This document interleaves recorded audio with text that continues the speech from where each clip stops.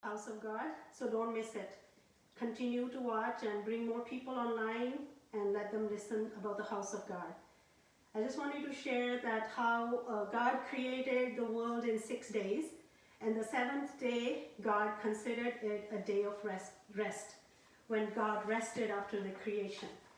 And he called it a day of rest and the Lord's day, and he called Moses and told him to tell the people to rest on this day and observe the Sabbath day. I'm going to read the verse Exodus chapter 31 verse 13 says, "Speak thou also unto the children of Israel, saying, Verily, verily my Sabbaths ye shall keep, for it's a sign between me and you throughout your generations, that you may know that I am the Lord that doth sanctify you." So why we keep the Sabbath day? Why do we go to the house of the Lord? Why do we observe the Sabbath day? Why do we observe Lord's Day, which is the first day of the week, which is the day of resurrection when Jesus rose from the dead? So this is the day that the Lord has made, and we will rejoice and be glad in it. This is the day that Lord had sanctified us. He had set us apart for his glory. It said, he told Moses that tell the people that to observe this day throughout your generation. This signifies, this is a sign between us and the Lord, that he is our Lord and we are his people, and he sanctified it. Not only he sanctified us, he sanctified this day, and it's a commandment in the 10 commandments. God commanded that observe the Sabbath day, keep it holy. So we need to come to the house of the Lord on Sabbath day and observe God's day and bring worships and glory to his name. Just by your presence, you can bless other people. Just coming to the house of the Lord, even connecting through online, listening to the word of God. As soon as you enter into the house of the Lord, as soon as you worship him, you are a sign between God and him that he is your God and you are his people. And in the 16th verse it says that God told him to keep the Sabbath day and observe the Sabbath throughout all their generations for a perpetual covenant. So it's a covenant. God makes a covenant with us. Like husband and wife makes a covenant, a married covenant, covenant of marriage. It's a covenant between us and God, nothing to apart from. We cannot go apart from this covenant because God has made a covenant with us that we are his people and he is our God. You know, when we are in trouble and when we call upon him, we can tell him, Lord, we are your people, have mercy on us, and he will answer us. I went through that. When my dad was sick, I was praying for him, and I kept singing that song. When I went to the work, I would go to the parking lot, I would wait at the parking lot, keep singing that song. Lord, remember your people. Remember your promises. Your grace is sufficient for us. Yes. When we claim that God, we are your people, we can only claim when we become his people. When we obey his commandments, so become his people and be God's people by coming to his house and observing the Sabbath day. Keep it holy and worship him and bless his holy name. Then what happens? Your miracles come. God will answer your prayers when you claim this, that God, we are your people. Then God will recognize us and he will answer our prayers. We give all glory and honor to God. I would just like to pray right now and bless this worship time. Father God, we thank you, we bless you, we honor you, Father, for this moment that you have given us to come before you once again, Lord, to give you glory and honor. Not to us, Father, but to you be the glory and honor, Father. You bless your people, Lord. We thank you for the covenant that you have made with us by helping us to observe this day, Father. We cannot do anything without you, Father. We thank you that we are able to observe this day because of your presence in our life, Father. Bless us, Father God, and you have sanctified us, you have set us apart. You have called us holy nation, peculiar people, chosen generation. Father, we thank you, Father, that we are sanctified and you have made a covenant with us and you will answer our prayers when we call upon you. And you have commanded us, Father, to keep this day holy. Help us to observe this day holy and come to thy house and bless thy people and praise your name, Father. Bless the rest of the worship. Bless thy servant when he brings thy word, Father, in power and glory. In Jesus' name we pray. Amen. Amen. Hallelujah. Over to my dad. Hallelujah. Hallelujah. Praise the Lord. Hallelujah. Blessed be the Lord God who has kept us alive until this day. and we have already entered into worship this Sunday service. खुदा की इबादत में हम पहले शामिल हो चुके हैं. एल्वा ने शेयर किया है कि कैसे खुदा के घर में आना बहुत ही ज़रूरी है और सारी आशीष हमें उसी से मिलती हैं. हमने दुआ भी की है और हम दो गाने गीत गाएंगे खुदा की तारीफ में. आप भी खुदा की तारीफ में गीत गाएं और अपने मुंह खोल के गाएं, अपने हाथों को उठा के गाएं और उसकी बड़ाई करें, क्योंकि कलाम के बीच में लिखा है कि हर बादशाह की उसी में बड़ाई है जब उसकी प्रजा ज़्यादा होती है. जितनी प्रजा ज़्यादा है उतनी उसकी महिमा ज़्यादा है. आप ज़रूर उसकी प्रशंसा करें, क्योंकि जहाँ जहाँ खुदा के लोग तारीफ करते हैं, खुदा के कलाम में लिखा है कि इसराइल की प्रशंसाओं के ऊपर परमेश्वर का सिंहासन टिकता है. आओ हम शुक्रगुजारी के साथ दंडवत करते हुए खुदा की बारगाह में हाजिर हों. दो गीत हम गाएंगे. एक है जीवन का मेरे तू रखवाला, हर पल तू मेरा बिठाता है. सो इस गीत को आप जानते होंगे, आप ज़रूर इसको गाएं और खुदा के नाम की बड़ाई करें.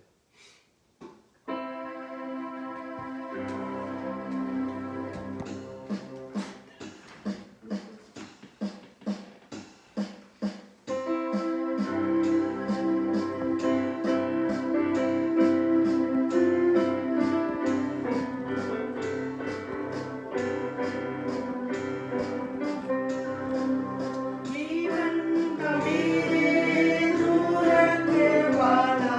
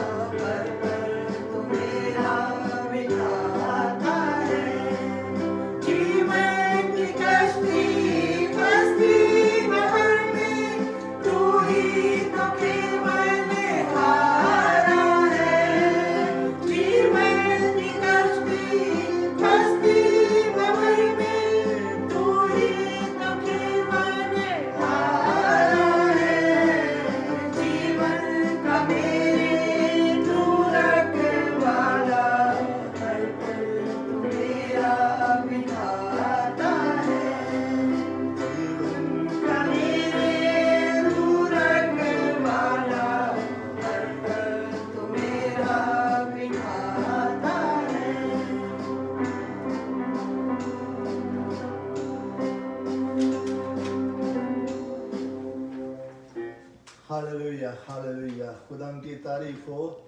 हमारी ज़िंदगी का वही रखवाला है। ज़मीन के ऊपर कितनी वीरानियां हो रही हैं, लेकिन अपने लोगों का वो रक्षक है। रात और दिन अपनी आंख अपने लोगों के ऊपर लगा के रखता है।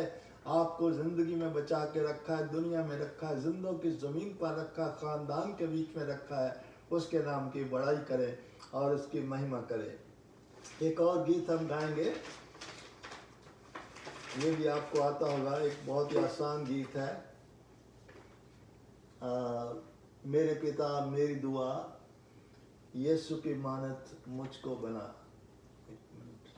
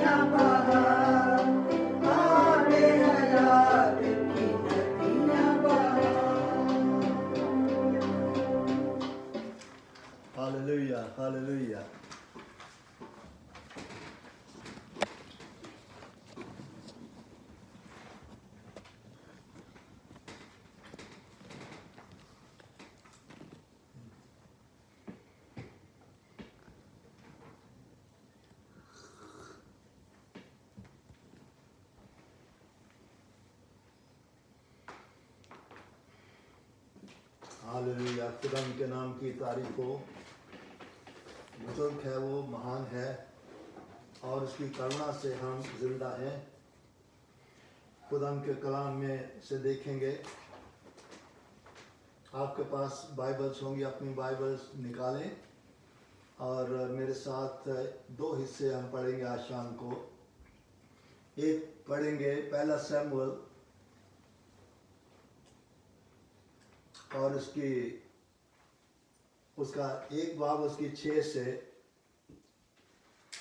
11 आयत तक। पहला शमूएल एक बाब 6 से 11 आयत।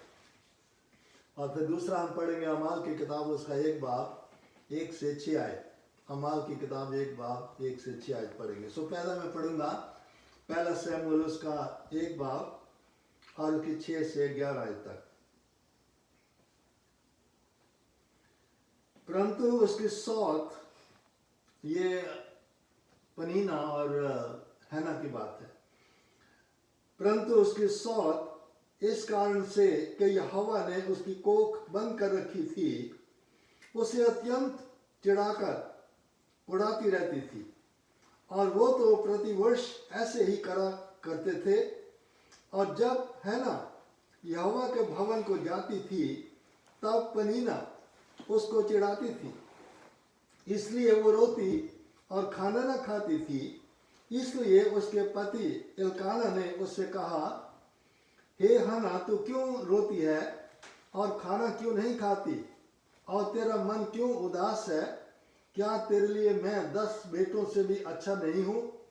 तब शीलो में खाने और पीने के बाद हन्ना उठी और यहोवा के मंदिर में चौखट के एक अलंग के पास एली याजक कुर्सी पर बैठा हुआ था और ये मन में व्याकुल होकर यहोवा से प्रार्थना करने और बिलख बिलख कर रोने लगी।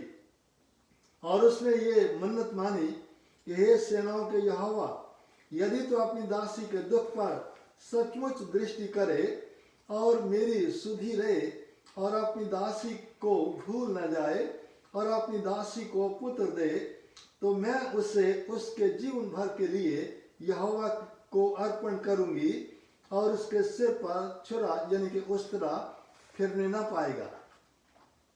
अमाल की किताब प्रेरितों का काम और उसका दूसरा बाब और उसकी 1 से 6 आयत। Acts chapter 2 verses 1 to 6। जब पेंतकुस्त का दिन आया तो वो सब एक जगह इकट्ठे थे और एकाएक आकाश से बड़ी आंधी की सी सनसनाहट यानी कि शोर का शब्द हुआ और उससे सारा घर जहां वो बैठे थे गूंज गया। और उन्होंने आग की सी जीभें फटती हुई दिखाई दी और उनमें से हर एक पर आ ठहरी और वो सब पवित्र आत्मा से भर गए और जिस प्रकार आत्मा ने उन्हें बोलने की सामर्थ दी वो अन्य अन्य भाषाएं बोलने लगे। और आकाश के नीचे की हर एक जाति में से भक्त यहूदी यरूशलेम में रहते थे। जब वो शब्द हुआ तो भीड़ लग गई और लोग घबरा गए, क्योंकि हर एक को यही सुनाई देता था कि ये मेरी ही भाषा में बोल रहा है। खुदा के कलाम के पढ़े और सुने जाने के ऊपर आशीष हो। हालेलुया।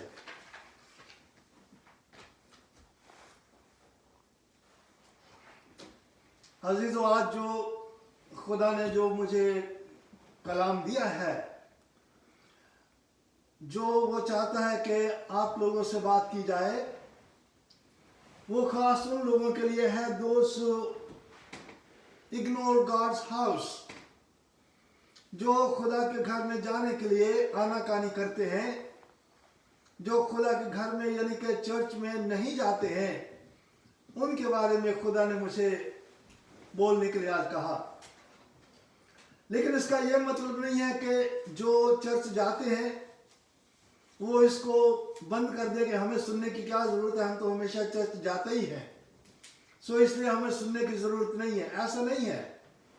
आप लोग जो चर्च में जाते हैं, आपको ज्यादा सुनने की जरूरत है ताकि आप दूसरे लोगों की तरह उस जंजाल में, उस झंझट में, उस परीक्षा में आप ना पड़ जाएं, बल्कि आप लगातार खुदा के घर में जाते रहें और आशीष पाते रहें, मसीह में बढ़ते रहें। और बहुत से लोग जो खुदा के घर में नहीं आते हैं, मुश्किलों में पड़े रहते हैं, उनको खुदा के घर में लाने का जरिया आप बन सके। एक बार जो करंट सीरीज जो है वो पेंतकोस्त दिन से चली थी, जो अमाल की किताब 2 बाब 1 से 4 आयत हमने पढ़ के शुरू किया था। उसमें हमने देखा था बैक टू द पेंटिकॉस्ट, और फिर 2 मैसेज और उसके ऊपर लिए थे।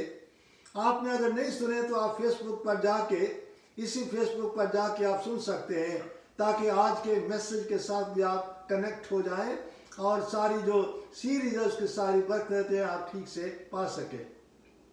आज जो कलाम आपके सामने पढ़ा गया, पहला शमूएल उसका 1 बाब 6 से 11 आयत, और फिर अमाल की किताब उसका 2 बाब 1 से 6 आयत, इसका भी आज शीर्षक जो है हम यही लेते हैं। वैसे तो उसी सीरीज में से चला आ रहा है, जिसमें हम देख रहे हैं कि जो होली स्पिरिट है उसके 4 रनर्स हैं, वो आगे आगे भेजता है अपना काम करने के लिए। लेकिन आज के इस संदेश का जो शीर्षक है वो वही है, unto those who ignore God's house, उनके लिए जो खुदा के घर में जाने के लिए आनाकानी करते हैं। अब इसका सीन अगर आप देखें, पेंतकोस्त के दिन का सीन अगर देखें, जो लिखा हुआ कि कैसे पवित्र आत्मा आया, अगर आप लूका की इंजील उसका 24 बाब उसकी 49 आयत देखें, वहाँ खुदाम यीशु मसीह ने अपने शागिर्दों से कहा, जब वो आसमान पर जाने वाले थे, कि यरूशलेम में जाके तुम इंतजार करो और मैं होली स्पिरिट को भेजूंगा, वो कुव्वत का लिबास भेजूंगा, तब तुम जाके सारी जगह में मेरे नाम की गवाही देना, गॉस्पेल को सुनाना। इसी बात को खुदाम यीशु मसीह ने यूहन्ना की इंजील 14 बाब और 14 आयत में भी कहा, यूहन्ना 14:26 में भी कहा, यूहन्ना 15:26 में भी कहा, यूहन्ना 16 की 7 और 8 आयत में भी कहा, और अमाल की किताब 1 बाब और उसकी 8 आयत में भी कहा कि मैं जा रहा हूँ, मैं तुम्हारे लिए होली स्पिरिट को भेजूंगा। ये तो खुदाम यीशु मसीह ने कहा था कि मैं होली स्पिरिट को भेजूंगा, लेकिन निशान कोई नहीं दिया था कि जब होली स्पिरिट आएगा वो किस तरीके से आएगा। उनको सिर्फ यही कहा गया कि तुम जाके यरूशलेम में उसका इंतजार करो, यानी कि अपने आप को लॉकडाउन कर लो, वहां तुम इंतजार करना उसका। शागिर्दों को निशान कोई नहीं दिया गया, इसलिए शागिर्द यीशु मसीह का हुक्म सुन के आ गए और वो उस मंदिर में वो आके बैठ गए, और 120 लोग जो है वो दुआ करने लगे, रोजा करने लगे और इंतजार करने लगे होली स्पिरिट का आने का, क्योंकि उनको कोई निशान नहीं दिया गया था कि जब होली स्पिरिट आएगा वो इस तरीके से आएगा, बड़ा शोर होगा, बड़ी आंधी चलेगी और बहुत सनसनाहट होगी। उनको ऐसा कोई अंदाजा नहीं था, ना उनको इस बात की खबर थी, ना वो इस तरह से उसकी उम्मीद कर रहे थे। लेकिन जब होली स्पिरिट आया पेंतकोस्त के दिन के ऊपर, तो हमने पढ़ा कि बड़े वो जोर से, जैसे एक रशिंग माइटी विंड आती है, उसका जो साउंड आता है उसके समान वो आ गया। अगर ये रशिंग माइटी विंड का जो साउंड, जो सनसनाहट या शोर जो आया, तो ये किसके लिए आया?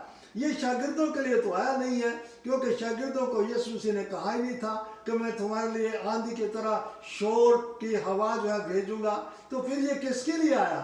ये बिल्कुल साफ जाहिर है कि ये उन लोगों के लिए आया जो उस समय जो यरूशलेम के बीच में रहने वाले थे, those who were dwelling in Jerusalem, devout Jews, जो बड़े ही धार्मिक यहूदी जो यरूशलेम में रह रहे थे, और जो विजिटर्स थे पासओवर को मनाने के लिए। अंग्रेजी की किताब में लिखा, अंग्रेजी की बाइबल में लिखा हुआ है कि जो विजिटर्स थे, they were all from all the nations all over the world. दुनिया में जितनी कौमें थी उस समय, जितनी दुनिया थी, जितनी कौमें उनमें से थी, वो सारी जगह से लोग जो थे वो यरूशलेम के बीच में आए हुए थे, और वो तैयारी कर रहे थे पासओवर को अच्छे ढंग से मनाने के लिए। अपने राइट्स और रिचुअल्स में वो मसरूफ थे, और अपने राइचसनेस में और अपने रिलीजियस एक्टिविटीज के बीच में वो बड़े बिजी थे कि हम कैसे मनाएं, और इंतजार कर रहे थे कि मसीह जो है वो आएगा और हमें छुटकारा देगा। लेकिन मसीह को तो उन्होंने कुछ दिन पहले ही मार दिया, और यीशु से मुर्दों में से जी भी उठा, उनके निजात के काम को भी पूरा कर दिया, लेकिन उनको मालूम नहीं है, और वो खुदा के घर से बाहर है। अपनी जगहों में वो सारा पूरी रिलीजियस एक्टिविटीज और राइचसनेस और राइट्स और रिचुअल जो है वो उनके बीच में वो मशगूल हैं। सिर्फ 120 लोग जो है वो खुदा के घर के अंदर मौजूद हैं जो होली स्पिरिट का इंतजार करें। सो मुझे ये लगता है कि ये जो उस दिन जो रशिंग माइटी विंड का जो साउंड आया, it was not for the followers of Jesus Christ, it was for all those who are dwelling in Jerusalem and all the visitors, those had come from all over the world. सारी दुनिया से जो आए थे, visitors आए थे, मेहमान आए थे यरूशलेम में पासओवर मनाने के लिए, और जो यरूशलेम के अंदर रहते थे उनके लिए था, ये उनके लिए आवाज थी।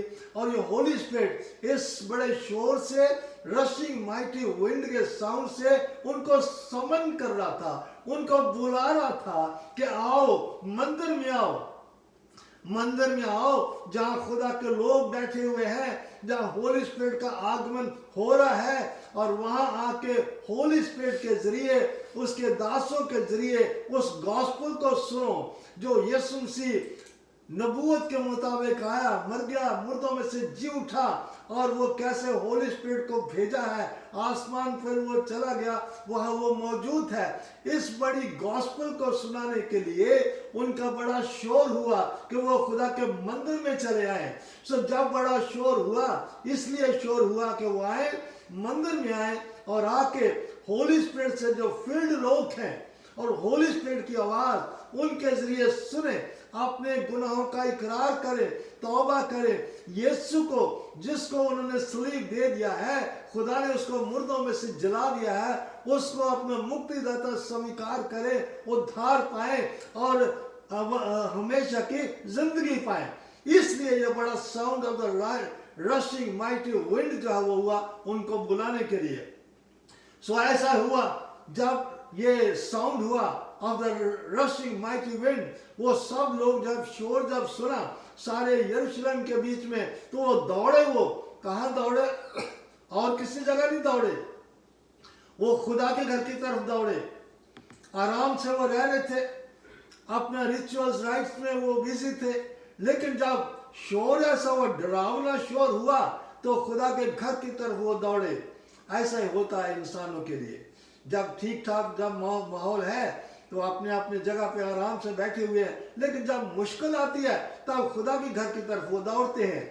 सो ये जो साउंड हुआ of the rushing mighty wind, उनको बुलाने के लिए कि come to the house of God, खुदा के घर में आओ। तुम जो अपने घरों में बैठे हुए हो, खुदा के घर में आओ और होली स्पिरिट की आवाज को सुनो, तौबा करो, यीशु मसीह को मुक्तिदाता स्वीकार करो और हमेशा की जिंदगी पाओ। इन रिलीजियस एक्टिविटीज में से निकलो। और वहां वो आ भी गए, और वो जो शागिर्द जो 120 लोग जो थे, वो जो 10 दिन तक जो लॉकडाउन में थे, जैसे होली स्पिरिट आया उनका लॉकडाउन जो है वो टूट गया, खुल गया, और वो बड़ी दलेरी के साथ खुदा का प्रचार करने लगे और गैर जुबानों के बीच में बोलने लगे, क्योंकि होली स्पिरिट उन सबके ऊपर जो आके आंख के मान वो ठहर गया था, इसलिए वो गैर जुबानों के बीच में खुदा के बड़े बड़े कामों का इजहार जो है वो करने लगे। सो मेरा मतलब ये है कि जो होली स्पिरिट की जो साउंड थी, जो रशिंग माइटी विंड की, वो डिसाइपल्स के लिए नहीं थी, बल्कि जो घरों में बैठे हुए हैं, जो मंदिर में नहीं है, खुदा के घर में नहीं है, उनको बुलाने के लिए वो आवाज जो है वो आई थी। आज भी जब से पेंतिकुस्त का दिन शुरू हुआ और जब से ये sound of rushing mighty wind जो शुरू हुई, तभी से ये साउंड जो है माइटी रशिंग विंड के जो साउंड है, आज भी दुनिया के अंदर साउंड इसकी सुनाई दे रही है। आज भी इस विंड की साउंड जो है वो सुनाई दे रही है। आप देखें दुनिया के अंदर कैसे आज जो छोटे छोटे बच्चे हैं, जो कभी खुदा के कलाम को सुनाने की जरूरत नहीं कभी कभी की थी, प्रीचिंग के कभी गिफ्ट नहीं जरूरत की थी, आज छोटे छोटे बच्चे जो हैं वो कैसे खुदा के कलाम को सुनाने के लिए बड़ी दलेरी के साथ सुना रहे हैं। जो किड्स हैं, जो थोड़े बड़े हैं वो कर रहे हैं, जो यूथ हैं वो कर रहे हैं, जो लड़के हैं वो कर रहे हैं, जो लड़कियां वो कर रही हैं, औरतें कर रही हैं, आदमी कर रहे हैं, बुजुर्ग कर रहे हैं, गैर कौमों से लोग जो कन्वर्ट होके आ रहे हैं, जो नए नए आ रहे हैं, वो कितने जोर से, कितने शोर से, कितनी सच्चाई से, कितनी सधाई से, कितनी सिंपलिसिटी से खुदा के कलाम को दे रहे हैं वो आज। ये क्या है? ये होली स्पिरिट की विंड की आवाज नहीं है तो ये क्या है? लेकिन कितने लोग हैं जो आज भी मसीही होते हुए भी अपने घरों में बैठे रहते हैं और वो दे इग्नोर गॉड्स हाउस, खुदा के घर को नजरअंदाज करते हैं। वो खुदा के घर में नहीं आते और तरह तरह की मुश्किलों और समस्याओं के बीच में वो पड़े रहते हैं और अपने अपने घरों के बीच में वो ठीक है। आपने देखा कभी जब संडे होता है, हमें मालूम है कि कैसे हम पहले ही टिकटें बुक करा लेते हैं सिनेमा के लिए, कसिनो के लिए, क्लब के लिए, गेम्स देखने के लिए, सिंगर्स को सुनने के लिए, डांसेस और भांगड़ा देखने के लिए और क्या सारी चीजों को देखने के लिए, साइट सीइंग के लिए हम बाहर चले जाते हैं और संडे को चले जाते हैं और दूसरे प्रोग्राम्स बना लेते हैं। अगर किसी का बर्थडे आ गया बच्चे का, हम संडे सर्विस चर्च में नहीं जाएंगे, हम उस बच्चे के बर्थडे में चले जाएंगे। किसी की वेडिंग एनिवर्सरी आ रही, हम वहां चले जाएंगे और किसी का कोई ऐसा कोई ओकेजन आ गया, हम वहां चले जाएंगे संडे को, लेकिन हम खुदा के घर में नहीं आएंगे। वहां क्या होता है? वहां आप ज्यादा पैसा खर्च के आते हैं और लेके कुछ नहीं आते। खुदा के घर में जाओ, थोड़ा सा वहां दो, खुदा उससे भी खुश है, ना दो खुदा उससे भी खुश है, लेकिन खुदा को अपनी शक्ल तो दिखाओ, खुदा की आवाज तो सुनो, उसकी प्रशंसा करने के लिए उसके घर में तो जाओ।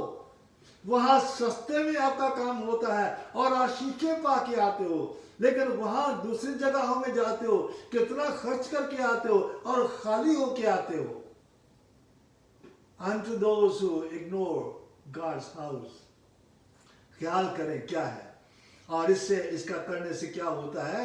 आप जो है ऐसी एग्जाम्पल्स सेट करते हैं। आप अपनी जिंदगी में नुकसान तो उठाते ही उठाते हैं, क्योंकि आप खुदा के घर में नहीं जाते। आप जानते हैं कि आप अपने बच्चों के लिए कितना बुरा नमूना आप छोड़ रहे हैं। अगर आज आप नए खुदा के घर में जा रहे हैं, आपके बच्चे कैसे कल को जाएंगे? और आप जानते हैं कि आने वाला जमाना जो है वो कैसे है, आपके बच्चे कैसे आने वाले जमाने को फेस करेंगे, दूसरी जो चीजें हैं वो कैसे उमड़ के ऊपर आ रही हैं और पानी जो है वो गहरा होता चला जा रहा है। और अपने बच्चों को अगर आप बिब्लिकली इलिटरेट छोड़ जाएंगे तो ये सारा जिम्मा आपका होगा। आप बड़ी बड़ी एजुकेशन देते हैं, तालीम देते हैं, ट्रेनिंग कराते हैं अपने बच्चों के लिए, लेकिन अगर आपके बच्चे जो बिब्लिकली इलिटरेट हैं तो आपने कुछ नहीं उनको दिया। आप अपने बच्चों को बिब्लिकल एजुकेशन दो, बिब्लिकली लिटरेट करो उनको, ताकि खुदा के साथ उनका मेल मिलाप हो, खुदा के साथ संगति उनकी हो। वक्त बिताओ और उनको सिखाओ खुदा उनके रास्ते पर लाने के लिए। और आप जानते हो और आप क्या करें? आप चर्चेस को बंद करने में आप लोगों का हिस्सा है जो चर्च नहीं जाते हो, क्योंकि जहां लोग चर्चेस में नहीं जाते हैं, चर्चेस खाली पड़े हैं। जो मैनेजमेंट है वो उन चर्चेस को बेचने के लिए मजबूर हो जाते हैं। चर्चेस आज बिक रहे हैं, उनमें क्लब्स बन रही हैं, उसमें मॉल बन रहे हैं, उसमें मॉस्क्स बन रही हैं, उसमें और प्लेइंग ग्राउंड लोग बना रहे हैं और डांसेस हो रहे हैं, भांगड़े हो रहे हैं, फिल्म शूटिंग्स हो रही हैं। क्यों?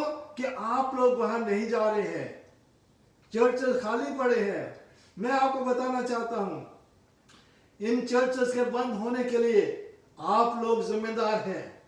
आप लोग इसका जवाब देंगे खुदा को कि क्यों आप लोग मेरे घर में नहीं आते, मेरा घर कैसे वीरान और सूना पड़ा हुआ है। आप दूसरी जगहों में जाके इतना पैसा खर्च देते हो और आशीष का बगैर आते हो। मेरे घर में आते कुछ ना दे के जाते, लेकिन आशीष तो मुझसे लेके जाते। मैंने तुम्हें अपने बेटे के लहू से खरीदा हुआ है, अपनी शक्ल तो मुझे दिखा के जाते। और अपने बच्चों के लिए कितना बुरा नमूना जो है वो छोड़े जा रहे हैं। लेकिन जो लोग चर्च नहीं आते, मैं उनसे भी रिक्वेस्ट करना चाहता हूं कि अगर आप चर्च में नहीं आना है तो आपकी इच्छा है, लेकिन आप ऐसे प्रोग्राम्स मत आप ऐसे अरेंज करो कि आज साइट सीइंग पर जाना है, आज पिकनिक पे जाना है, आज सिनेमा देखने जाना है, आज किसी का बर्थडे पर जाना है, आज क्लब में जाना है, आज गेम देखने जाना है, आज को बाहर से पॉप सिंगर आया उसको देखने के लिए जाना है, कोई बॉलीवुड का आदमी है उसको देखने के लिए जाना। आप संडे को ऐसे प्रोग्राम मत बनाओ और दूसरों को इनवाइट मत करो। आपने नहीं आना तो आपकी इच्छा है, लेकिन खुदा का कलाम मुझे इसलिए दिया है, बेशक मेरे लफ्ज ऐसे लग रहे हैं, लेकिन खुदा की तरफ से मैं बोल रहा हूं, unto those who ignore God's house, जो खुदा के घर में नहीं आते। आज चर्चेस खाली क्यों पड़े हैं भाई? इसीलिए पड़े हैं क्योंकि आप लोग नहीं आते हैं। आप अगर आएंगे आपको देखकर और आएंगे। चर्चेस खाली हैं, जो वो है वो आते हैं वो भी निकल जाएंगे और कल को आपके चर्च जो है वो बिकने शुरू हो जाएंगे। ऑलरेडी कितने बिक चुके हैं।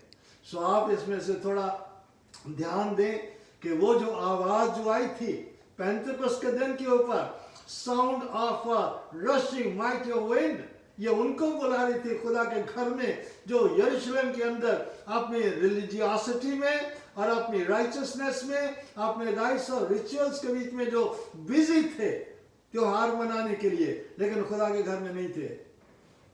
आज आप इससे संदेश ले लें कि आज जो हवा चल रही है इसलिए चल रही है क्यों? बाकी लोग गैर कौमें कैसे काम कर रही हैं, कितने लोग जब बच्चे नौजवान सब कर रहे हैं, आप भी कर लो। Join this chariot, I request unto you, join this chariot, इस रथ के साथ हो लो ताकि आप आशीष पाओ, आपकी फैमिली, आपके बच्चे आशीष पाए, ताकि कल के दिन में उनको मुश्किल कोई दरपेश ना आए। जितनी आपकी मुश्किलों को हल मिलना है, आपके सवालों का जवाब मिलना है, वो खुदा के घर से मिलेगा। खुदा ने अपने लोगों को वहां ठहराया हुआ है। आप खुदा का पाक रूह वहां काम करता है और आपकी मुश्किलों के हल, आपके सवालों के जवाब, आपकी बीमारियों की चंगाई खुदा के घर से मिलेंगी और आप वहां जरूर जाएं। ये मैंने पहला जो टेक्स्ट था उसके बारे में आपको मैंने बताया। अभी जो दूसरा टेक्स्ट है, अभी पहले जो टेक्स्ट है, इसमें आप देखेंगे 3 महीने से ज्यादा हो गया हम लोग जो है वो घरों में बंद है, चर्चेस में जा नहीं पा रहे हैं। लेकिन खुदा का शुक्र है कि ऐसे आसार नजर आ रहे हैं कि चर्चेस खुल जाएंगे, जल्दी खुदा करे जल्दी खुल जाएं। ज़बूर 42 और उसकी 1 और 2 आयत में लिखा हुआ है कि हे खुदा, मेरी रूह ऐसी प्यासी है, हिरनी की तरह प्यासी है, जैसे हिरनी जल के स्रोतों के लिए प्यासी होती है, मेरी रूह जो है वो तेरे लिए प्यासी है कि मैं कब जाके अपने खुदा से मिलूं। सो क्या आपकी रूह जो है वो प्यासी है कि कब चर्चेस खुले और कब हम वहां जाएं, प्यास के साथ आए, भूख के साथ आए। जैसे कोई नया प्रोग्राम शुरू होता है दूसरे जगहों में, कैसे लोग पहले दरवाजे के ऊपर खड़े रहते हैं, दरवाजा खुलता धड़ाधड़ अंदर घुस जाते हैं। चर्चेस के लिए रन टू गॉड्स हाउस, खुदा के घर के लिए दौड़ के आए, भूख प्यास लेके आए और अपने अपने चर्चेस को भर दें। जिस भी चर्च में आप जाते हैं उस चर्च को भर दें और अपने खानदान को लेके आए, औरों को लेके आए और खुदा उनसे बरकत पाए। Unto those who ignore God's house, मेरी उम्मीद है और दुआ है कि आप उनमें से ना हो कि जो खुदा के घर को जाने में आनाकानी करते हैं, नजरअंदाज करते हैं। फिर जब नजरअंदाज करते हैं तो खुदा से क्या उम्मीद रख सकते हैं? मुश्किलों के बीच में फिर रोते हैं बाहर ही खड़े खड़े, तो खुदा क्या करे भाई?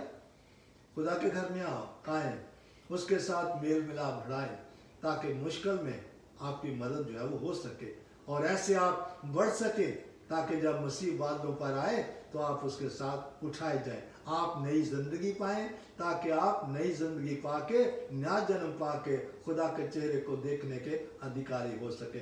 मैं दूसरा टेक्स्ट आपके सामने लाता हूं,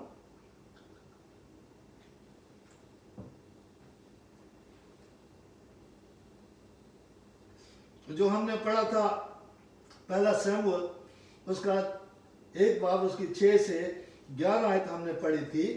पहला शमूएल 1 बाब 6 से 11 आयत। वहां आपको एक कहानी मिलती है।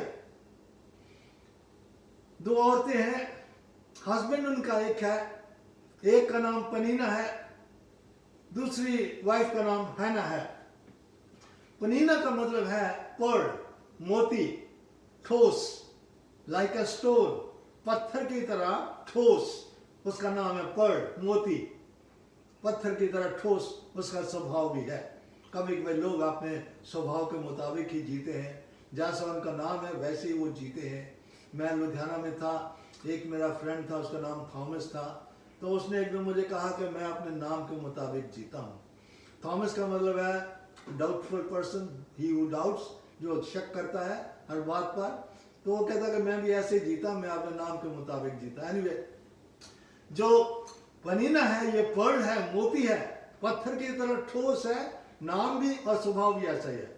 लेकिन जो हैना है, हैना का मतलब है ग्रेशियस, अनुग्रहकारी, ऐसा इसका स्वभाव इस औरत का है। लेकिन क्या है कि जो पनीना है उसके यहाँ बेटे भी हैं और बेटियां भी हैं, बरकत पाई हुई औरत है। लेकिन जो हैना है उसकी को खुदा ने बंद करके रखी है, उसके यहाँ कोई औलाद नहीं है। और अब ये जो पेनीना है वो इसकी कलाम में लिखा है कि वो हैना की एडवर्सरी है, उसकी ये मुखालिफ है, उसकी विरोधी है और उसको ये प्रवोक करती है, हमेशा प्रवोक करती है। और उसको घर के अंदर उसको चैन नहीं है, क्योंकि रात और दिन उसको चिढ़ाती रहती है, प्रवोक करती रहती है कि मेरे पास औलाद है, तेरे पास औलाद नहीं है। तो हैना का अपने घर में भी जीना रहना जो है वो मुश्किल है। ना उसको घर में कोई एंजॉयमेंट है, ना कोई खाना ठीक से खा सकती है, ना कोई आराम कर सकती है, ना किसी एक्टिविटी में वो ठीक से रह सकती है, क्योंकि पनीना ने उसका जीना रात और दिन जो है वो परेशानी के बीच में डाल रखा है। अगर घर की बात होती तो अलग बात है। साल ब साल जब खुदा के घर में इबादत करने के लिए आते थे तो वहां भी लिखा है कि पनीना खुदा के घर में भी हैना को नहीं छोड़ती थी, वहां भी वो उसके साथ वो वही बर्ताव करती थी, प्रोवोकेशन का, उसको चिढ़ाने का काम वो करती थी। और जब जब हैना वहां जाती, पनीना वहां जाती, सारा फैमिली वहां जाता, हैना ना तो वर्शिप को एंजॉय कर पाती, ना ही उसके फीस्ट को जो खाने पीने होते हैं उनको एंजॉय करती। बस रोना धोना उसकी जिंदगी में था, रात और दिन शर्म के बीच में डूबी हुई, दुख के बीच में डूबी हुई, परेशानी के बीच में डूबी हुई, जबकि हैना का इसमें कोई भी दोष नहीं है। अगर खुदा ने उसकी कोख बन के रखी है तो हैना का इसमें क्या दोष है? अगर पनीना को संतान मिलती जाती है तो उसमें क्या खूबी, क्या हो उसमें? यह तो खुदा की मर्जी थी कि ऐसा हो, पर पनीना उसको खुदा के घर में भी तंग करना, प्रवोक करना नहीं छोड़ती है। कभी कभी हमारी जिंदगी के अंदर भी ऐसा होता है कि हमारे पास जब खुदा की बरकत मिल जाती है, हम उसके बदले बजाय इसके कि खुदा का शुक्र करें और जिनके पास नहीं है उनके साथ सहानुभूति करें, हमदर्दी करें उनके साथ और उनके लिए दुआ करें कि खुदा बाप जैसे मुझे बरकत दिया है इस इंसान को भी दो। बल्कि हम अपनी बरकतों के ऊपर खड़े होकर ऐसा घमंड करते हैं कि दूसरे इंसान को बहुत मुश्किल हो जाती है। अगर ऐसी जिंदगी हमारी अगर है तो उससे भी तौबा करने की जरूरत है, खुदा की शुक्रगुजारी करने की जरूरत है कि खुदा बाप आपने मुझे वो बरकतें दी जो बहुत से लोगों के पास नहीं है और इसके लिए आपकी मैं शुक्रगुजार हूँ। सो एक दिन ऐसा हुआ कि एक ये जो स्टोरी मैंने आपके सामने पढ़ी, एक ऐसा वक्त भी आया जिस दिन ये सारी फैमिली फिर खुदा के घर में आए, खुदा की इबादत करने के लिए साल ब साल आते थे। अब जो ये, क्योंकि जब वर्शिप होती थी तो आदमी लोग जब वो अपने जो चढ़ावा होता था, जानवर होता था, उसको लेके वो जाते थे, वो चढ़ाते थे और उसके बाद में जो प्रीस्ट उनको जो हिस्सा देता था उसको लेके आते थे, उसको पका के फिर वो शायद खुलेआम बाहर बैठ के, लॉन में बैठ के वो अपना खाते थे, फीस्ट को वो मनाते थे। इस तरह से दस्तूर था। इस बार जो है तो ऐसा हुआ, उन्होंने वर्शिप की और जो प्रीस्ट ने उनको उनका हिस्सा दिया, उन्होंने पका के वहाँ लॉन में बैठना, वो खाना शुरू किया। लेकिन जो है ना वो खाती नहीं है, वो रोती चली जाती है। और क्योंकि पनीना ने उसको प्रवोक करना बंद नहीं किया, और इसलिए उसकी हैना की वर्शिप भी खराब कर दी और उसकी फीस्टिंग भी खराब कर दी, और बेचारी रोती है। क्या करे वो? अब मन में वो सोचती है बैठी बैठी कि मैं क्या करूं, मैं कैसे इससे छुटकारा पा सकती हूँ कि ये जो मेरी शेम है मेरे पास से निकल जाए, मेरी जो डिजीज है वो ठीक हो जाए, और ये जो मेरी जो एडवर्सरी है इससे मैं इसके ऊपर मैं फतेह कैसे पा सकूं, और मैं कैसे इससे पल्ला कैसे छुड़ा सकूं। मुझे बहुत परेशानी है। रो रही थी बेचारी। उसको उसके हस्बैंड ने कहा कि तो खाना क्यों नहीं खाती, क्यों रोती है, मैं तेरे लिए काफी हूँ, 10 बेटों से भी बढ़कर हूँ, क्यों नहीं खाती है। हैना ने कुछ जवाब नहीं दिया। लेकिन उस वक्त लिखा है 9th वर्स में लिखा हुआ कि हैना रोज अप। हैना उठ के खुदा के घर में गई। खुदा के घर में क्यों गई वो? क्योंकि मुझे ऐसा लगता है कि जब वो हैना रो रही थी और जो पनीना उसको प्रवोक कर रही थी, इतना तंग कर दिया था, लेकिन हैना ने अपने अंदर एक साउंड ऐसे सुनी, आमेन, एक ऐसी साउंड सुनी ऑफ रशिंग माइटी विंड, बड़े जोर की आंधी, जो तूफान चलता है उसके आने की आवाज सुनी। जैसे हमने पहले मैसेजेस में भी देखा था कि जो साउंड आती है होली स्पिरिट का फोर रनर है, और उसके पीछे बड़ी बारिश आती है। जब बहुत बड़ी बारिश आने वाली है इसके लिए बड़ी साउंड पहले आती है। और फिर हमने देखा था कि जब जंग के बीच में फतेह होनी होती है बड़ी साउंड आती है, और उसके बाद में खुदा के जो सोल्जर्स हैं वो कैसे दरख्त के पत्तों के ऊपर वो आके चलते हैं वो। सो ये जो हैना के अंदर एक ऐसी रशिंग माइटी विंड की एक साउंड अंदर से आना शुरू हो गई, एक अंदर जो साउंड, एक शोर अंदर आना शुरू हुआ, तो उसने सोचा कि ये क्या हो रहा है, मेरे अंदर क्या उफान आ रहा है, क्या साउंड आ रही है मेरे अंदर, क्या रशिंग माइटी विंड है मेरे अंदर, क्या मुझे बोलना चाहती है। उसको आत्मा की तरफ से ये जानकारी मिल गई कि God is going to do something in my life today, amen। मेरे अंदर खुदा कुछ करने जा रहा है, क्योंकि मेरे अंदर पहले ऐसा कभी महसूस नहीं हुआ कि मेरे अंदर कोई साउंड मुझे सुनाई दे रही है, रशिंग माइटी विंड अंदर मेरे चल रही है। ये क्या हो रहा है? ये खुदा ने मेरी शायद आवाज को सुन लिया है और वो मेरी जिंदगी को तब्दील करने जा रहा है। उसने जैसे उस रशिंग माइटी विंड के साउंड को सुना, 9th वर्स में लिखा शी रोज अप, वो उठ के खड़ी हो गई। पहले तो अपने लैमेंटिंग लॉन्च पर बैठी हुई थी। She rose up from a lamenting lawn, जो उसका जो लॉन था, जहां ग्रास का जो था, जिसके ऊपर बैठी हुई वो रो रही थी, लेमेंट कर रही थी, नौवा कर रही थी, मातम कर रही थी। She rose up from there, उससे उठकर खड़ी हो गई। जो उसका क्राइम कारपेट था, जिस चटाई पर बैठी हुई वो रो रही थी, she rose up from the crime carpet, उस चटाई से भी उठ के खड़ी हो गई, because she heard the sound of a rushing mighty wind inside of her. अपने अंदर उसने आवाज को सुना, और जब वो खड़ी हो गई उसके बाद किसी से उसने पूछा नहीं है। she entered into the house of God, amen। खुदा के घर के अंदर वो दाखिल हुई, क्योंकि पहले जब आती थी, पहले भी शायद वो दुआ तो करती थी, दुआ करती होगी कि खुदा बाप मुझे भी औलाद दो, लेकिन अब तक उसकी आवाज सुनी नहीं गई है, क्योंकि खुदा उसको बेहतर देना चाहता था, कुछ वो बेहतर चीज उसको देना चाहता था, इसलिए उसके ईमान को यहाँ तक बढ़ाना चाहता था। लेकिन यहाँ एक बहुत राज की बात है कि जो पनीना थी वो उसको प्रवोक कर रही थी, लेकिन इसके ऊपर थोड़ा गौर करें। पनीना's provocation led Hannah to the temple of God to pray। जो हैना की जो प्रोवोकेशन थी, चिढ़ाना था, वो हैना के लिए खुदा ने काम में लिया और उसको खुदा के घर में दुआ करने के लिए ले गया, आमेन। आपकी जिंदगी में कितने लोग होते हैं जो आपको प्रवोक करते हैं, आपको चिढ़ाते हैं, आप सोचते हैं कि शायद ये शैतान की तरफ से है, ये क्यों मेरी जिंदगी को तंग कर रहा है, क्यों मुझे परेशान कर दिया है, क्यों रात और दिन मेरा मुखालिफ है, मुझे शर्मिंदगी में, रोने में, आंसुओं में क्यों डाल देता है ये इंसान। हो सकता वो इंसान खुदा इस्तेमाल कर रहा हो, आपको इसलिए प्रोवोक किया जा रहा है, इसलिए आपको चिढ़ाया जा रहा है, ताकि उसकी प्रोवोकेशन जो है उसको पुश करके खुदा के घर में ले जाए और खुदा के सामने गिड़गिड़ा के दुआ करे। खुदा के राज जो है वो न्यारे होते हैं। अगर है ना उसको प्रोवोक नहीं करती, अगर उसको चिढ़ाती नहीं, तो है ना जब पनीना अगर उसको प्रवोक नहीं करती, चिढ़ाती नहीं, तो है ना इस तरह से रो के अपनी बिटरनेस को खुदा के सामने उंडेलने के लिए खुदा के घर में वो ना जाती, और ना उसको सैमुअल मिलता, उसको भी वैसे बच्चे शायद मिल जाते। लेकिन जो पनीना है, God used Peninnah to provoke Hannah to go into the house of God and pour out his spirit in prayer.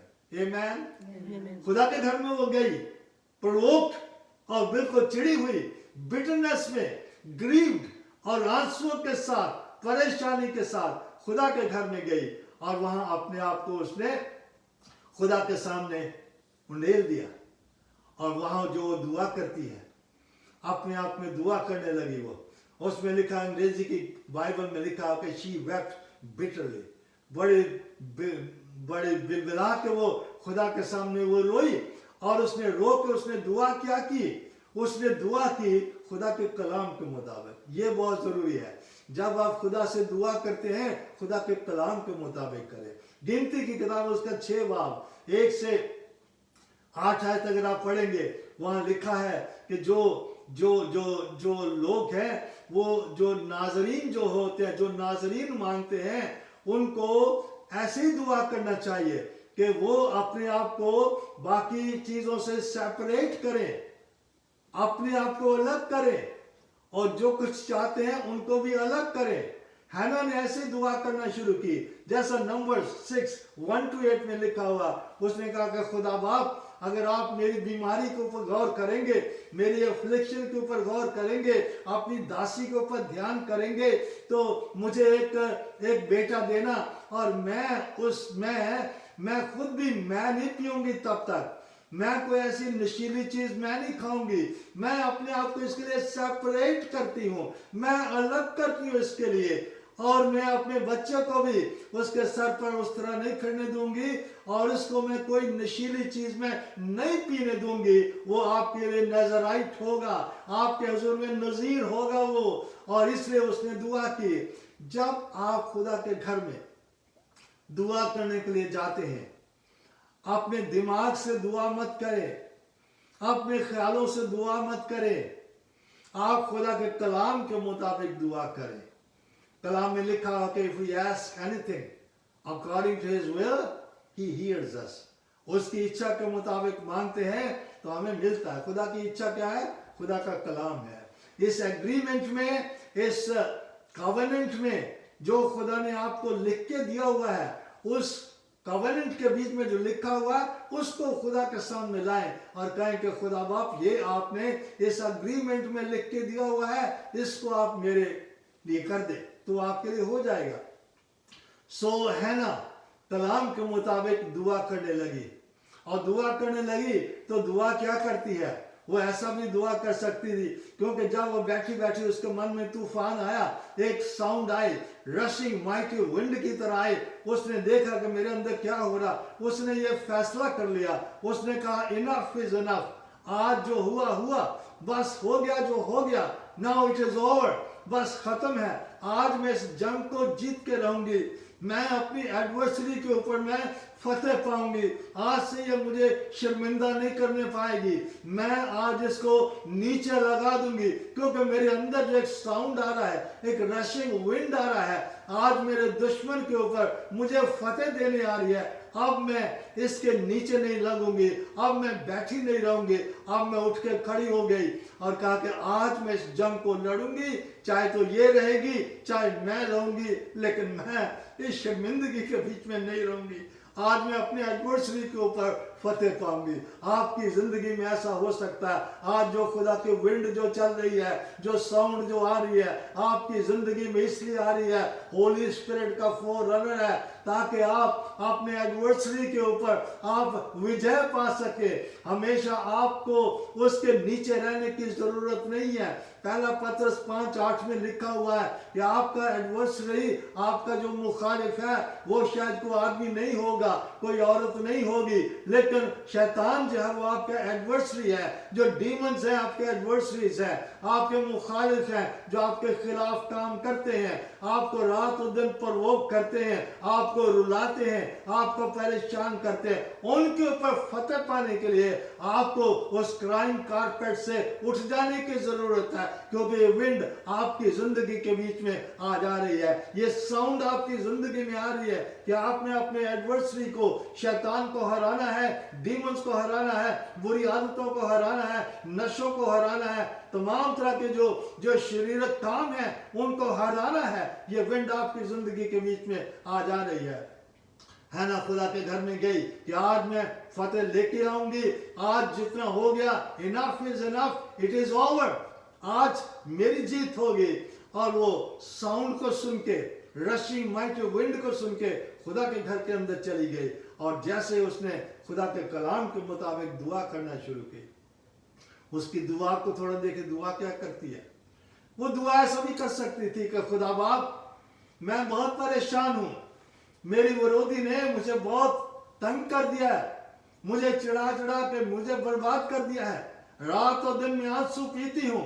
अब ऐसा कर कि मुझे, अगर उसके 8 बच्चे हैं, मुझे 10 बच्चे चाहिए, ताकि मेरा हाथ उसके ऊपर हो सके, ताकि मैं उसको शर्मिंदा कर सकूं, और मैं उसके ऊपर फतेह पा सकूं, और मैं उसको चिढ़ा सकूं कि देख तेरे पास 8 है, मेरे पास 10 है, मुझे 10 बच्चे चाहिए। ऐसा वो कह सकती थी, लेकिन उसने ऐसा नहीं कहा।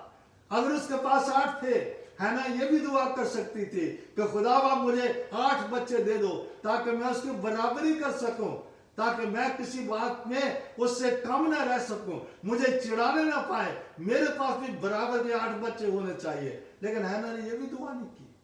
लेकिन हैना ने क्या दुआ की? हैना ने कहा, God if you give me 1 child, I want only 1 सन, एक बेटा मुझे चाहिए, मुझे ज्यादा नहीं चाहिए, उससे ज्यादा नहीं चाहिए, उसके ऊपर मैं हाथ नहीं रखना चाहती, उसके बराबर नहीं होना चाहती। आई जस्ट वांट 1 चाइल्ड, एक बच्चा मुझे चाहिए, इस एक बच्चे से मेरा दुश्मन जो है वो हार जाएगा।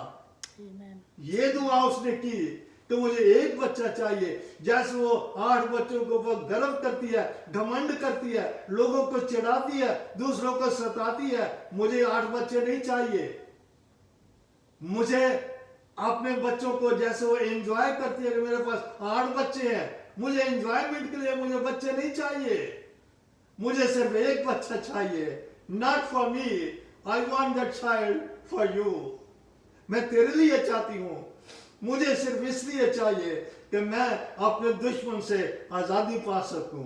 आई want only one son I want, और वो भी मैं अपने पास नहीं रखूंगी।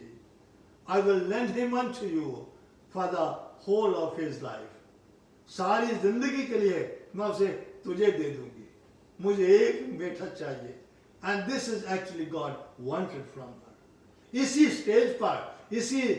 स्टेज पर खुदा उसको एक दिन लाना चाहता था, जहां है ना ये मेरे सामने कह सके कि मुझे अपने लिए नहीं चाहिए, मुझे आपके लिए चाहिए, मुझे दे दो, मुझे परख के देखो, अपनी मेड सर्वेंट को परख के देख लो, एक मुझे दे के देख लो कि मैं उसको वापस आपको देती हूँ कि नहीं देती हूँ, आपकी सेवा के लिए उसको तैयार करके देती हूँ कि नहीं देती हूँ, मुझे परख के देख लो। और इस तरह से हन्ना ने दुआ जो है वो खुदा के सामने की, और खुदा यही चाह रहा था, इसीलिए पनीना को इस्तेमाल कर रहा था, ताकि पनीना इसको इतना तंग करे कि खुदा के घर में आके मुझसे ऐसी दुआ करे कि मुझे एक चाहिए, और उसको भी मैं तैयार करके अपनी खुशी के लिए, अपने घमंड के लिए नहीं रखूंगी, मैं पलट के आपको ही वापस कर दूंगी, मुझे नहीं चाहिए, आप ले लो, लेकिन दुश्मन से मुझे छुटकारा चाहिए। और खुदा ने उसकी दुआ को सुना। एली ने कहा कब तक तू अपने नशे में रहेगी, अपने होश में आ। तो है ना क्या बोलती है, उसने कहा कि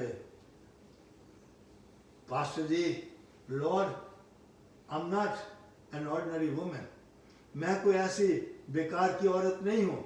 आई have just poured out myself unto the Lord. I have poured out my spirit, my soul unto the Lord. मैंने अपनी रूह को, अपनी जान को खुदा के सामने उंडेला है। मैं अपनी बिटरनेस को मैं खुदा के सामने उंडेला है, अपनी कड़वाहट को खुदा के सामने उंडेल दिया। आपकी जिंदगी कड़वाहट में भरी पड़ी है, आज अपनी कड़वाहट को खुदा के सामने उंडेल दे। आपको दुश्मन ने प्रवोक किया हुआ है, आपको चिढ़ाया है, सिताया है, आपके दुश्मनों ने, आपके डीमंस ने, शैतान ने, या बीमारियों ने, बुरी आदतों ने, नशों ने आपको सताया हुआ है। अब बिटरनेस आपके बीच में भरी पड़ी है, लोगों के बारे में बिटरनेस भरी पड़ी है, जिनके बीच में से शैतान होके आपको सताता है। खुदा उनके घर में जाओ, come into the house of the Lord and pour out your bitterness before him. अपनी कड़वाहट को उसके सामने उंडेल दें, और जब बिटरनेस उसके सामने उंडेल देंगे, खुदा उसके बदले में आपको बिटरनेस वापस नहीं करेगा, स्वीटनेस से आपको भर देगा। आमेन। अपनी मिठास से उसने हैना को भर दिया। जब एली ने उसके जवाब को सुना कि मैंने अपनी आत्मा को उंडेला है खुदा के सामने, तो एली ने क्या कहा, जा, जैसा तूने चाहा है वैसा तेरे लिए हो जाए। अब हैना जो है ये बात सुन के अपने उस प्रेयर चैम्बर से उठी, जहां प्रेयर करी थी वहां से उठ गई वो फिर, और उठ गई। अब उसको हीलिंग जो थी वो खुदा से मिल चुकी थी। God had already healed her disease. उसकी जो अफ्लिक्शन थी मंदिर में ही उसको चंगा कर दिया था, उसकी कोख को मंदिर में ही खोल दिया था, और वो शिफा पाके उठ गई वो। और उसमें लिखा कि जब वो उठी, अब उसकी आंख में आंसू नहीं था, उसके चेहरे पर ऐसा ग्लो था, ऐसा जलाल था उसके पास, उसके चेहरे के ऊपर, और उसके मुंह पर ऐसा स्माइल था, ऐसी खुशी थी। और वो वापस आई जहां पनीना और उसका हस्बैंड और बाकी जो बच्चे लोग जो थे वो बैठे थे। जब वहां वो आई, तो जब उन्होंने उसको देखा, हैना ने क्या किया, हैना ने आके उनको चढ़ाना शुरू नहीं किया पनीना को, लेकिन हैना ने जाके अपना खाना शुरू कर दिया। खाना शुरू कर दिया तो पनीना ने अब सोचती है कब क्या हो गया, इसको क्या हो गया, ये तो खाती नहीं थी कभी, ये कैसे खाना शुरू हो गए। और हैना के चेहरे के ऊपर जो ग्लो था, जो जलाल उसके चेहरे के ऊपर था, जो खुशी उसके चेहरे ऊपर थी, अब उदासी और कालख उसके चेहरे के ऊपर नहीं थी, उसकी आंखों में आंसू नहीं थे, अब वो खुशी में बदल चुके थे, और वो खुशी से उनके बीच में खड़ी थी। And this was the first stroke to Peninnah. Peninnah को पहली छड़ी उसके बदन के ऊपर लगी कि उसने हैना को कैसे हालत में वो देखा था, अब कैसे हालत में, क्या हो गया इसको। ये पहले हैना का मुंह बंद करने के लिए काफी था।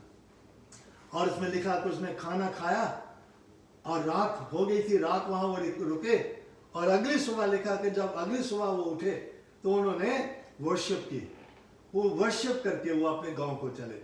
लेकिन यहाँ भी लेसन है, जब वहां उठे मंदिर में अपने घर को जाने के लिए, early in the morning they started the morning with the worship. Worship के साथ अपने दिन को शुरू किया। अजीजों, अपने दिन को वर्शिप के साथ शुरू करो। आपके पास इतने काम नहीं है, आजकल आप लोग अपने घरों में हैं, इतनी को जल्दी नहीं है कामों पर जाने के लिए, कोई इंसान जाता है। आप अपने दिन को, चाहे काम पर जाते हो या नहीं जाते हो, start your day with the worship, start your day with the Lord. खुदा के साथ समय बिताओ, उसके पास बैठो, उसकी आराधना करो, और देखो आपका जीवन कैसे आत्मा से भरपूर होके आपका घर खुश रहेगा, आपकी जिंदगी खुश रहेगी, आपके काम बरकरार रहेंगे, आप तंदुरुस्ती सलामती में रहेंगे, बाहर सलामती से जाएंगे, सलामती से घर में आएंगे। वर्शिप के साथ अपने जीवन को, अपने दिन को शुरू करो। सो वो वर्शिप किया और अपने घर में चले गए। अपने घर में जब वो चले गए तो वहां खुदा ने हैना को याद किया, और लिखा कि शी कंसीव्ड, वो हामला हुई, और समय के ऊपर सैमुअल को उसने जन्म दिया। सैमुअल का मतलब है खुदा से मांगा हुआ, एक्ट ऑफ द लॉर्ड, खुदा से मांगा हुआ। ये नाम उसने उसको रख दिया। और सैमुअल जब उसकी गोद में आया तो हैना का मुंह जो है वो बंद हो गया। आपके एडवर्सरी का, आपके मुखालिफ का मुंह लड़ने से बंद नहीं होता है। जैसे वो आपको चिढ़ाता है वैसे चिढ़ाने से उसका मुंह बंद नहीं होगा, और दुनियावी लड़ाई लड़ने से उसका मुंह बंद नहीं होगा। खुदा से जो बरकत पाते हैं, खुदा से जो गिफ्ट पाते हैं, वो गिफ्ट आपके एडवर्सरी के, आपके मुखालिफ के मुंह को बंद करता है। आमीन। जो मौजा खुदा आपकी जिंदगी में कर देता है, जो कभी आपकी जिंदगी में हुआ नहीं है, जब वो मौजा जिंदगी में खुदा कर देता है, वो आपका मौजा जो है आपके एडवर्सरी के मुंह को बंद कर देता है। अब वो वहां अगले साल फिर हैकल में आए वर्शिप करने के लिए। एल्काना भी आया, पनीना भी आए, बच्चे भी आए, लेकिन हैना नहीं आई। हैना शमूएल के साथ घर में रही। हैना ने कहा कि मैंने खुदा के साथ वादा किया हुआ है कि मैं इसको वापस कर दूंगी, इसलिए जब तक इसका दूध नहीं छुड़ाया जाता मैं खुदा के घर में नहीं जाऊंगी। तो एल्काना ने कहा ठीक है, जैसे तेरी मर्जी। तो वो अपने घर में वो रही, और शमूएल जब तक दूध नहीं छुड़ाया गया शमूएल को दूध देती रही, और जब शमूएल का दूध छुड़ाया गया तो तब वो घर में गई। लेकिन जब शमूएल और उसकी माँ हैना जब घर में थे, साल ब साल जब पनीना हैकल में जाती थी वर्शिप करने के लिए अपने हस्बैंड के साथ, अपने बच्चों के साथ, now in the temple at the worship time she Mrs हैना। हैना को याद करती है, हैना को याद करती है, वेयर इज हैना, मैं किसको चिढ़ाऊं। अब मैं हैना को, पहले हैना को चिढ़ाती थी, अब मेरे साथ है नहीं है, मैं किसको चिढ़ाऊं। अभी पनीना के पास चिढ़ाने के लिए हैना है नहीं है। Now only she can provoke her own self, अपने आप को चिढ़ाने के अलावा अब उसके पास और कोई चिढ़ाने के लिए है नहीं है। आमीन। चिढ़ाने वाले लोगों का यही हशर होता है। खुदा के पास जब लोग जाते हैं, खुदा उनको चिढ़ाने वालों से छुड़ा देता है। अब चिढ़ाने वाले अपने किसी को चिढ़ा तो सकते नहीं, अपने आप कुड़ सकते हैं। अब पनीना अपने ऊपर कुड़ती है कि हाय मैंने क्या किया, मेरा चिढ़ाना बेकार हुआ, हैना को भी औलाद हो गई, अब मैं किसको चिढ़ाऊं। अरे भाई अपने आप को चिढ़ाओ, आप कुड़ो अपने आप के बीच में। हैना जो है वो जब उसका दूध शमूएल का छुड़ाया गया तो उसको लेके वो आई। जब उसको लेके आई खुदा के हुजूर में उसको पेश किया और एली के पास वो गई। एली को तो याद नहीं है क्योंकि कितने लोग हर रोज उसके पास आते हैं, लेकिन हैना ने कहा कि my Lord this is the son I asked of the Lord, और मैं इसको इसलिए यहाँ लाई हूँ to present him to the Lord for rest of his life. इसकी सारी जिंदगी के लिए मैं इसको खुदा उनके सामने देने के लिए आई हूँ। जैसे खुदा ने उसको बरकत दी, हैना ने भी अपना वादा पूरा किया।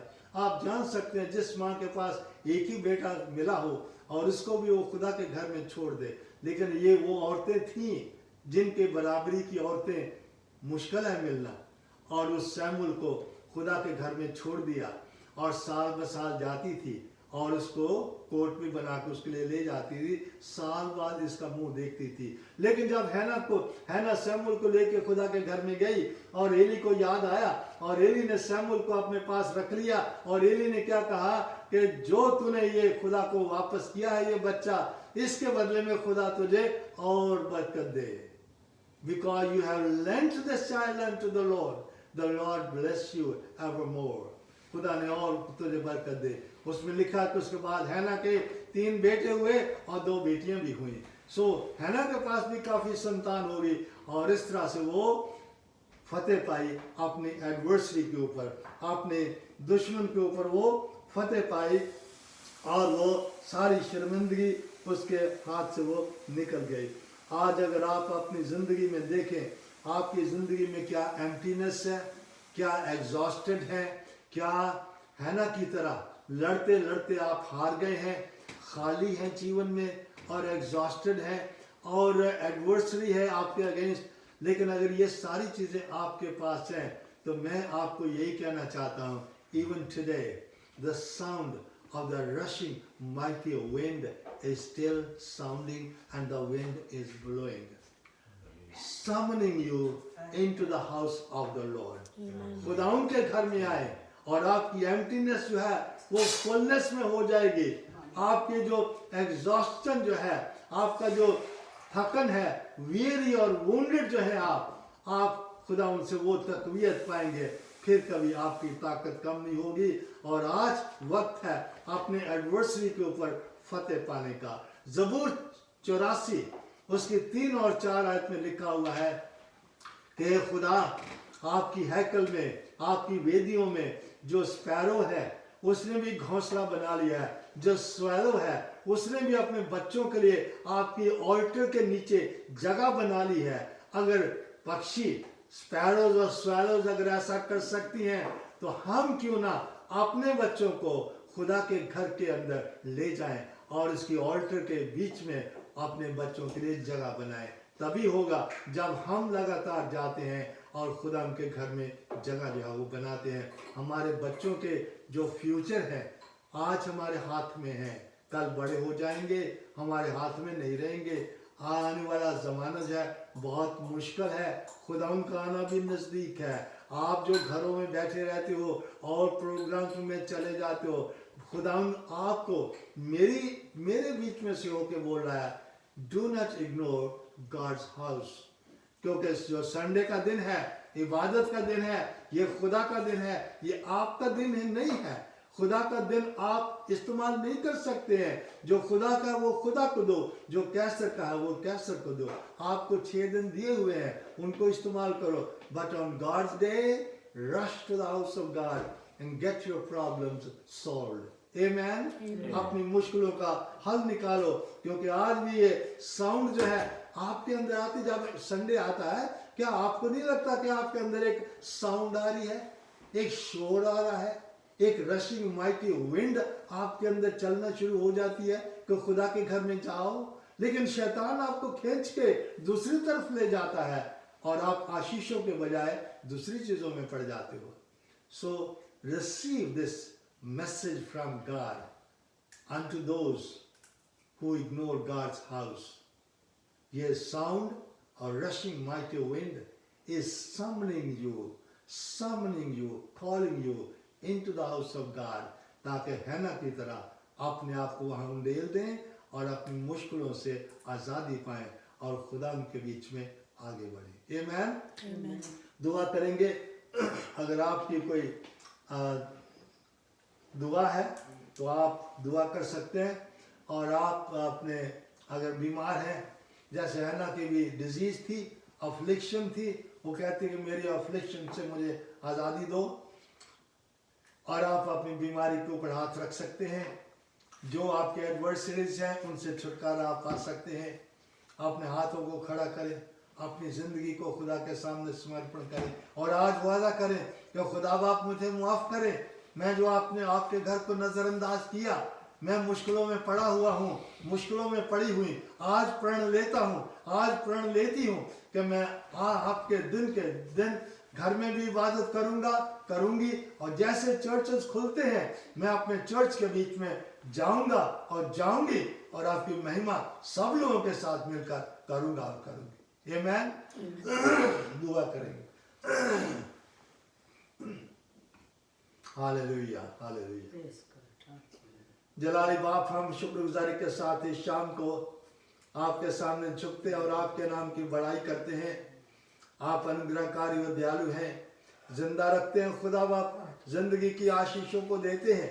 लेकिन हम अक्सर खुदा बाप ना शुक्रगुजार हो जाते हैं और जब आपके एक साथ मिलने का वक्त होता है हम वहाँ ना जाके खुदा बाप हम और जगहों में चले जाते हैं. इसीलिए आज आपके घर जो सूने पड़े हुए हैं, खाली पड़े हुए हैं. लेकिन दुआ करते हैं खुदा बापी, अभी जो आपके दया से चर्चेस खुलने वाले हैं, दुआ करता हूँ खुदा बाप आपके सारे वो बेटे और बेटियां जो चर्चेस में नहीं जाते हैं, अब खुदा बाप उनके अंदर ऐसी भूख और प्यास को बढ़ा दें ताकि खुदा बाप जैसे चर्चेस खुलते हैं दौड़ के आपके चर्चेस में जाएं और चर्चेस को भर दें ताकि आपके घर जो हैं और किसी के काम ना आ सके, बल्कि सिर्फ आपकी बड़ाई, आपकी महिमा के लिए हो सके। जो खुदा बाप बीमार हैं, जो शिफा चाहते हैं, उनके लिए भी खुदा बाप शिफा के लिए दुआ करते हैं। आप खुदा बाप अपने हाथ को बढ़ाकर उनको चंगाई दे दे, ताकि आपके हुजूर से शिफा उनको मिल जाए। यीशु के नाम में चंगा करते हैं, हर एक बीमारी को डांटते हैं कि यीशु के नाम में दूर हो, और यीशु के नाम में हर एक के जीवन में शिफा मिले। खुदा बाप इन सारी बातों को आपके बेटे और हमारे उद्धारकर्ता प्रभु यीशु के नाम में मांगते हैं। अब हमारे खुदा यीशु मसीह का फजल, खुदा बाप की मोहब्बत और पाकरू की शराकत अब से लेकर हम सबके साथ और तमाम ईमानदारों के साथ हमेशा तक होती रहे। Thank you so much, God bless you. अगले संडे को भी जरूर ज्वाइन करें और खुदा से और बरकत पाए। खुदा आपको बरकत दे। Thank you, God bless you, आमीन।